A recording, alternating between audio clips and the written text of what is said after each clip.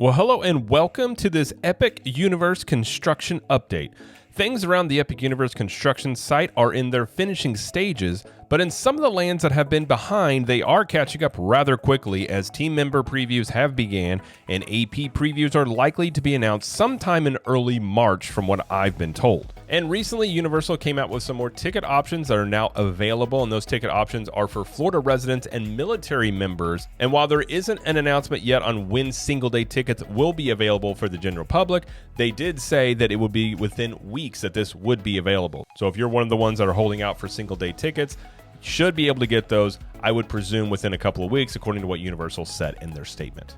So today we're going to get all caught up on the latest Epic Universe construction. But before we do that, for those that are somehow unaware, Epic Universe is a brand new theme park coming to Universal Studios Florida and is currently set to open May 22nd of this year. Epic Universe is located just a few miles south of Universal Studios and Islands of Adventure in Orlando, Florida. And this new park will include brand new lands themed to How to Train Your Dragon, the Wizarding World of Harry Potter, Universal Monsters, Super Nintendo World, and Celestial Park. So let's not waste any more time and dive right into today's update by heading over into the Dark Universe. Looking at the entrance portal to the land, it does look like it is complete and is currently having some team member previews in some capacity, according to some team members that have reached out to me. I've also heard good things about Monsters Unchained, the Frankenstein experiment, and some of the food in Dark Universe as well. And here you can see some of the fog and smoke effects that will be part of Dark Universe that are currently running here.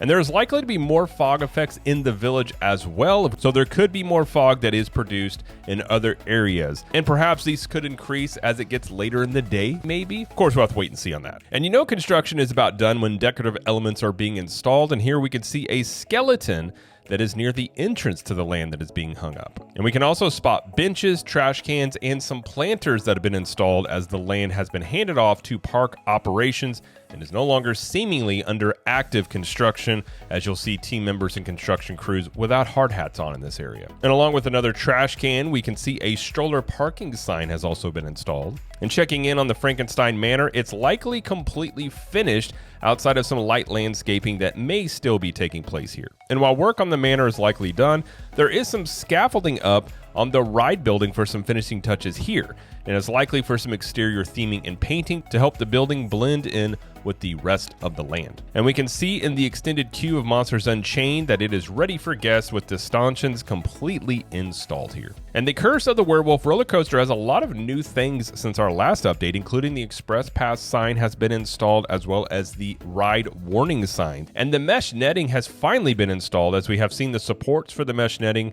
being installed in the last few updates. And looking at the pictures of the ride now, it looks like most of the ride will have this netting surrounding it.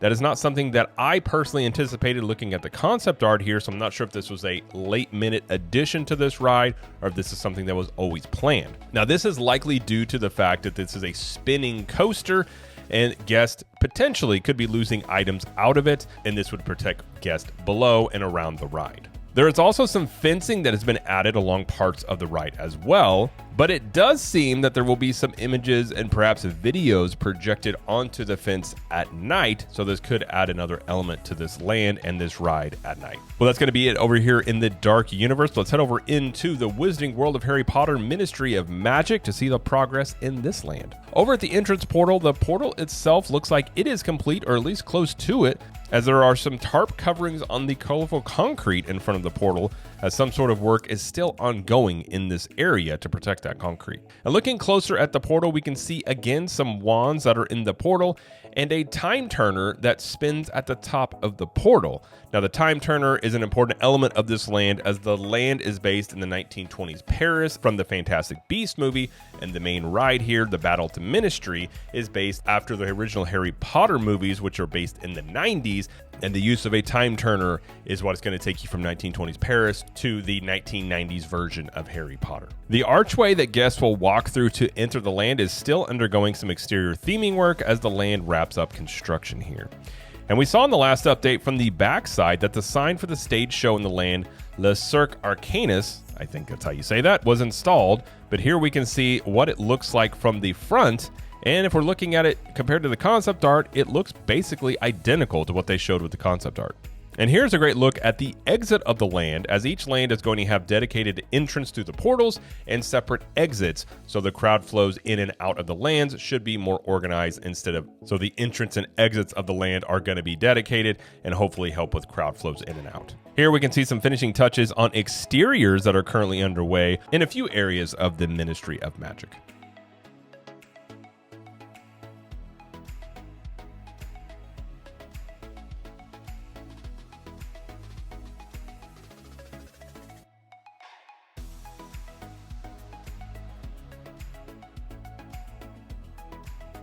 And at the entrance to the Battle of the Ministry ride, we can see a sign that is likely for some of the team member previews that have been going on. And we can see a trash can has also been installed near the entrance here as well. And here in this shot, we can see what is likely some team members practicing in front of the wand shop called Cosme Cajor Baguettes Magique. I did it! I did it!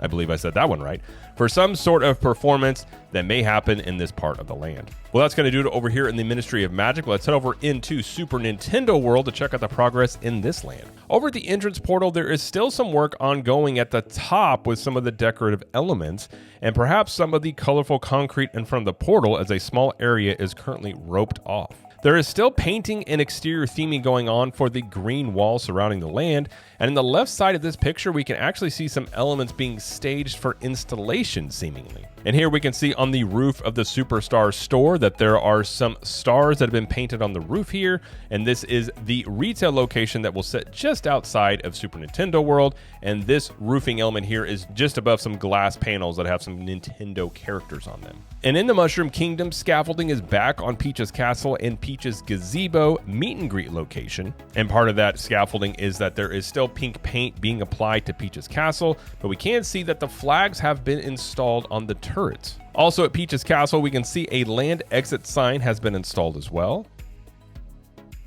And in the lower courtyard, there is still some light work ongoing, as there is a lift down below to work on signage and other higher up areas for some finishing touches. And looking at Yoshi's Adventure and Mount Beanpole, things are looking rather complete-ish. Right. Not sure if that's a word, but maybe it is now. And we finally have the Donkey Kong Country signage installed at the portal from the Mushroom Kingdom that will take guests into Donkey Kong Country. Hot dang! And over at Bowser's Fortress, this entire area looks like it may be complete. And near Yoshi's Adventure, we can now see a sign that has been installed for Yoshi's Snack Stand, which is a quick service location in Super Nintendo World. And over in Donkey Kong Country, in this corner of the land, a lot of work has been happening here, but it looks like the painting on the green wall may have wrapped up, and Funky's Flying By retail location is either done or close to being done here. And it also looks like Kong's Treehouse meet and greet and the Bubbly Barrel snack stand have been completed also.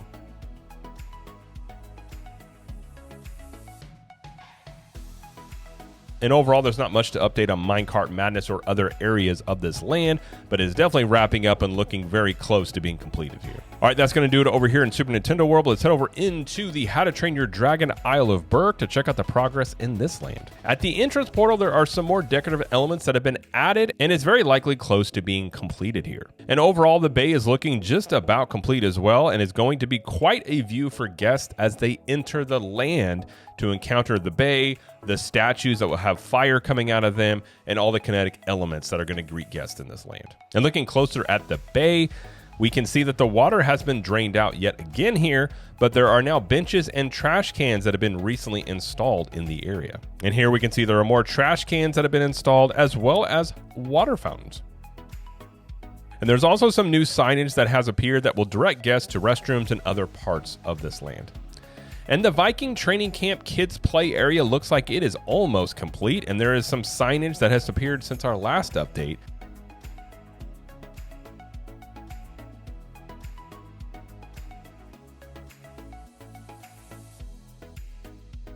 And here we can see at Spitfire Grill, the roof has been completed and the signage here is in place also. And an aspect of Spitfire Grill is the outdoor seating area that is being made to look like you are sitting in a Viking ship.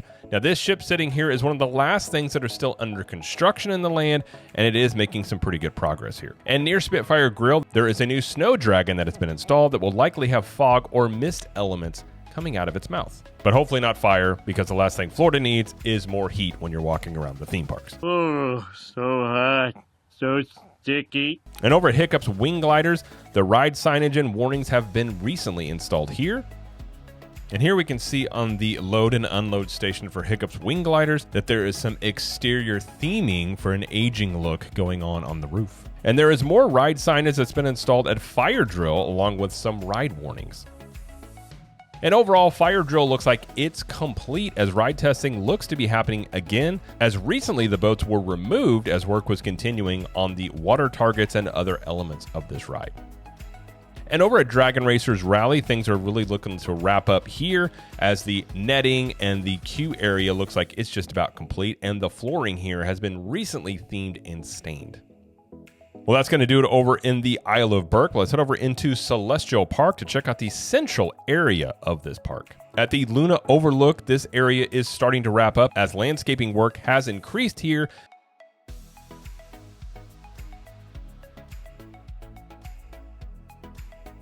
And here at the Helios statue, this area is making some good progress as work on Helios continues, and the water elements look like they are just about ready to go as well. And the pace of construction has definitely picked up in Celestial Park, and we can see landscaping progress near the Atlantic Restaurant and other areas has really stepped up.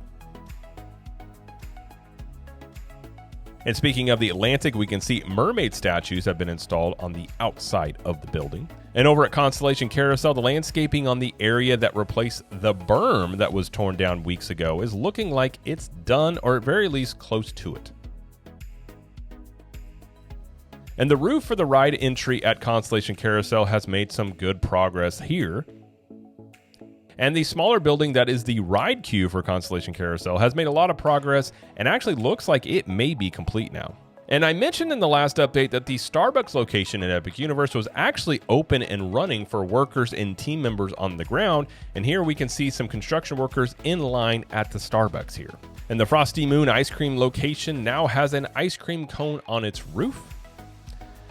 And over at the large fountain in Celestial Park, there is more progress on the artificial grass that is being installed in the seating areas around the fountain here. And over at Stardust Racers, the ride sign has been installed over here. And the entrance for Stardust Racers is having roof elements installed as well.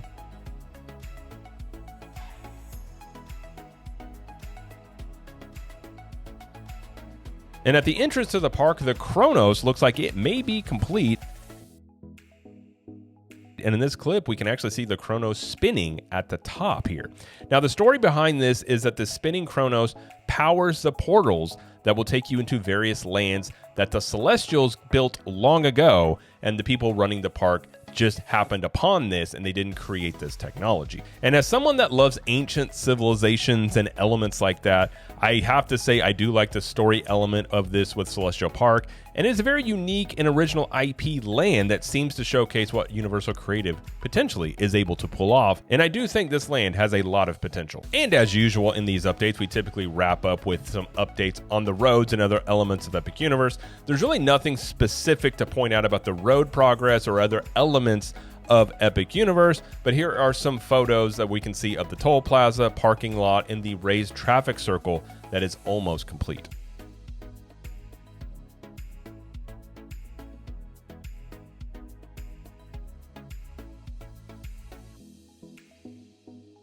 Well, that's going to do it for this Epic Universe construction update. And if you like this video, please be sure to like it and subscribe to the channel before you go, as around here we cover things like Epic Universe, Universal Studios, Disney World, and pop culture. And if you want even more Universal Studios and Disney World information, you can check out the Capture the Magic podcast, where we share tips, reviews, money-saving strategies, and more. You can find the podcast wherever you listen to podcasts, and also here on YouTube over at CTM Podcast. And let us know in the comments, what aspect of Epic Universe are you most looking forward to? Is it a ride? Is it a specific land? Or is it some other element of the park that looks interesting to you? And until next time, we will see you in the parks.